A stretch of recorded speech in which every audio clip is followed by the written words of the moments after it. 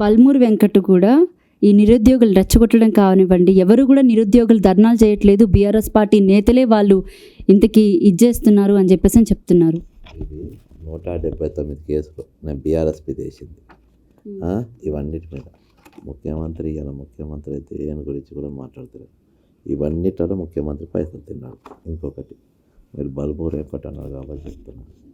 బల్మూరు వెంకట్ అనేటోడు బీఆర్ఎస్ పార్టీని మళ్ళీ బలోపేతం చేయడానికి నిరుద్యోగులకు వ్యతిరేకంగా ప్రభుత్వం యాక్ట్ చేసే తిరిగి వారు మాట్లాడుతున్నాడు. వారికి ఏం సంబంధం? వాడు ఏమన్నా విద్యాశాఖ మంత్రి 3,000 ఓట్లు వచ్చిన వాడు హైదరాబాద్ నిలబడితే వానికి ఒక ఎమ్మెల్సీ ఇచ్చి నిరుద్యోగుల మొత్తం పోలీసులతో దగ్గరుండి కొట్టిపిచ్చి మీడియాను తిట్టిపిచ్చి యూట్యూబ్ ఛానల్ని టార్గెట్ చేశారు, తిట్టిపిచ్చి లోపటేపించి ఎందుకంతా. కాబట్టి కాంగ్రెస్ పార్టీ ఇది ఈరోజు కాషాయ Congress party, yellow Congress party, pink Congress party, ఇదే కాంగ్రెస్ పార్టీ.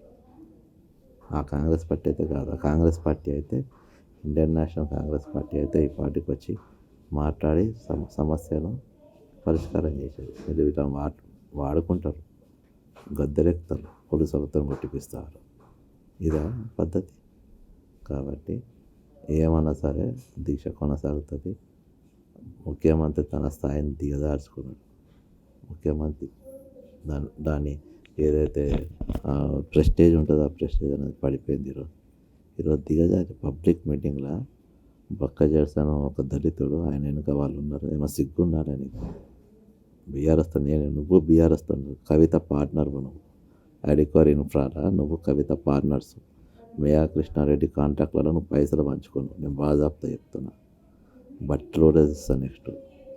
నెక్స్ట్ ఇవి నెరవేరలేదనుకో పైన ఇవాళ బ్యానర్ మార్చిన రేవంత్ రెడ్డిని ముఖ్యమంత్రి కుర్చీలక జరిపించేదాకా ఎంబడి పడితే వదిలేదలేదు. ఇక ఈ లోపల మీ ఆరోగ్యానికి ఏదైనా అయితే ఆల్మోస్ట్ మీరు ఇప్పుడు ఇంకా చాలా డీహైడ్రేట్ అయినట్టు కనపడుతున్నారు.